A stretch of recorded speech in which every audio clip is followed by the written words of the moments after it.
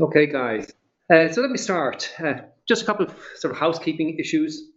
We will be taking feedback throughout the webinar, and we will be recording this webinar. We will be sending you out a link to the webinar at the end. Equally, we will compile a guide, a HR guide for 2017, with everything that's discussed in this webinar and other bits and pieces we have. So you'll be getting all of that. We'll send it out to you as a PDF. You'll get all of that, and you will not need to sit down and take lots of notes here today. So I'm really encouraging you to do is to enjoy your cup of coffee and relax, enjoy the webinar, and as I say, you will get all the notes you require. You'll have seen the promotional piece for this webinar, and what we said, we want to help you prepare for 2017. And we suggest that you close your eyes, relax, and imagine 2017 going really, really well. And what does that mean? And we're here to help you make that happen. This webinar is really about trying to identify the trends that we think are important and the research has told us are important so that you can focus on these. The research is based primarily on 5 reports. The Deloitte 2016 Human Capital Trends Report, the CPL Future of Work, How to Future-Proof Your Organization, Professor Adrian Furnham's lecture, The Workplace of the Future, Work in 2020, the CBRE Genesis Report, Fast Forward 2030, and the Gallup Report, How Millennials Want to Work and Live in 2016. So that's what we base this webinar on. That's the research. And out of that has come, I suppose, what we think are 4 main trends. And these 4 trends are changing demographics, you can see them on the slide, managing expectations, advancing technology, and coping with the talent shortage. Let's take them just one by one very quickly. We have at least 3 generations in the workplace at the moment. The baby boomers, who are 50 to 70 today, the Generation X, who are 35 to 50, and millennials, who are 18 to 34 today. So for the first time ever, probably, we have all these people working in the workplace simultaneously, with all the issues that implies. And following directly on from that, if you wish, and almost have a subset of that in a way, is a second one of managing expectations. In 10 years, they estimate that the millennials will represent about 75% of the workforce. And as children of the boomers, they make up the largest generation since their parents. They're digital natives. They're first generation who don't know life without the internet and personal tech devices. They crave meaning, we're told, and significance as part of their work experience. They're less interested, we're told, in money and career, and more interested in creativity, freedom, professional development, and rapid advancement. So you can see demographics, changing demographics, three groups in the workplace at least at one time, and then this group becoming the predominant group with completely different expectations from the other 2 groups. The third trend that we see, and the research tells us, is technology, the advance of technology. I mean, we all see it. The speed of innovation means that we have always-on communications. We have sophisticated data analytics measuring engagement and performance. We have global connectivity enabling teams that have never met to work together. And even though we may not see them wandering around our sitting room doing the vacuuming, we have robots invading the workplace slowly but surely. And then the fourth trend that research tells us is, and I suppose it's one that we all have experienced historically, it's a sort of a perennial trend, is talent shortage. So we have this demographic change that we're experiencing in the workplace, where, for example, the US and Germany have recorded talent shortage of 40% in 2014, and Japan recorded 81% according to CPL. So finding and retaining talent is going to be more challenging than ever. And I have a question for you, just a quick question. What of the 4 trends there? You can just answer here in the little box there, a message box. You can just send us a question box. You can send us an answer, yes or no, or 1 to 4, whatever, depending on the question I ask you. Of the 4 things that we've mentioned, what do you see as the most important for you? Demographics, the change expectations, the advance of technology, or the coping with the talent shortage? So just pop your answer up there, and we'll come back to these, and I'll give you the results as we go through it. So Mary, I suppose, question for you. All this is sort of interesting stuff, but as a HR professional, what can one do? What does one do with all this information? It's a great question, Padraig, and you've got a nice clip there and picture of Simon Sinek on the slide. Yeah, one of my heroes. Absolutely, a famous author and speaker and a consultant. And if you go to what Simon says, you should invest in people and not ideas. A good idea, as he would say, is often destroyed by bad people. And good people can always make bad idea better. Yeah, I think that's powerful. So do I. And actually, I've always believed, Vern Harnish with his scaling up, and before that, the Rockefeller habits, he always talked about people, strategy, execution, and cash. I've always made the case of people first, strategy second, execution third, and so on. Mm-hmm. Yeah, absolutely. Yeah, we've got some lovely TED talks as well to recommend. Have a look at those if you get time. But in a nutshell, it's as you said, Padraig, it's all about the people. And really, from a business perspective, then, with the increase in hyper-connected and the fast-moving digital workplaces, then coupled with what you'd said on the millennials' desire for engagement and meaning, and then the worsening talent shortage, like you mentioned, it's really becoming clear that investing heavily in our people, is where we need to focus our efforts. So in business, we've heard that term, employee experience. So it's very important more than ever that the employees they're now looking at work as an experience, and just not somewhere to go, but somewhere really to do things. So really living their own values in work, having always on engagement. As you said, the technology is really important, embracing that and ongoing learning. Very good, thanks. It's interesting. I'm just looking at the results coming in here from our little poll. Without exception, it's amazing. Everybody is saying number 2, which is managing expectations, which actually sort of surprises me. I was sure you're all going to say talent shortage, but everybody is saying managing expectations. Okay, remarkable. Let me ask you another question. So, how much of your budget do you actually invest in people development? So here's a question to you all out there.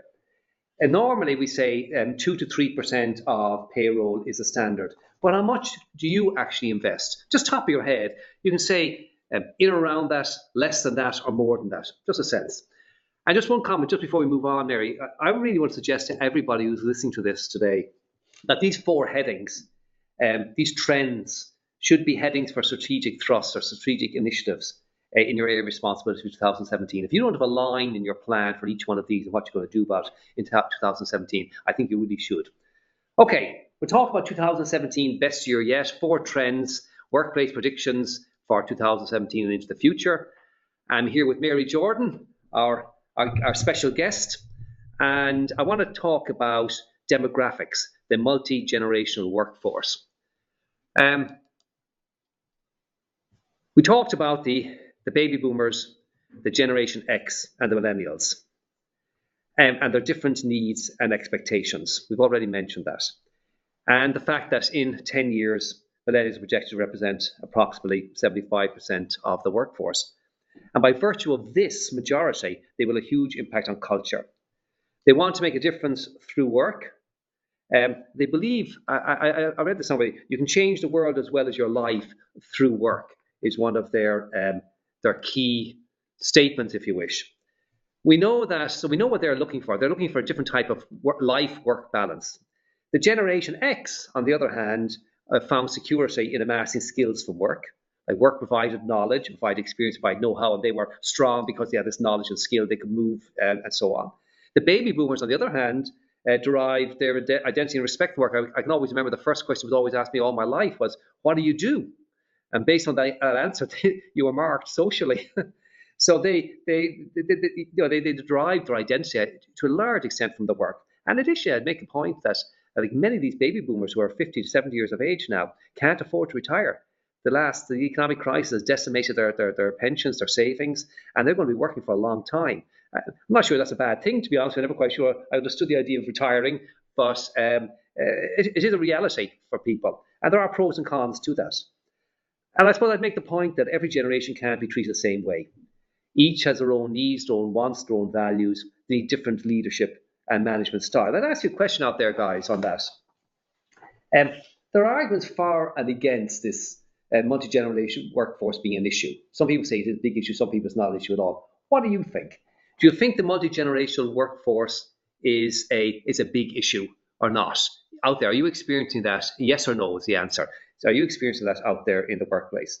So Mary, like again, your thoughts. What do you think of the issues, or what does trend mean for the HR professional? Yeah, it's interesting. There are many trains of thought out there for sure, Padraig. And one interesting piece which came up in the Journal of Applied Psychology, and this was by John Beckton, Harville Walker, and then Alison Jones Farmer, found that research, it does provide mixed evidence for generational differences, and especially in relation to things like values and attitudes. So really, it appears that the effects of these generational differences, as we call them, in the workplace, in terms of the behaviours, it's not as strong as suggested by other strategies. That's interesting, because I'm looking at the feedback we're getting here from the listeners, and the answers that we've only got a few answers in yet, but the answers we've got here are all saying no, i.e., it's not a big issue. But I mean, okay, I accept that. Fair enough. Yeah, I've got a few more coming in saying no. Right. Okay. Is it still not important to understand what motivates each generation and tailor your responses to build more effective teams and rewards, or to build a culture that meets the shared needs of this sort of multi-generational workforce? Yes, no? What do you think? Maybe.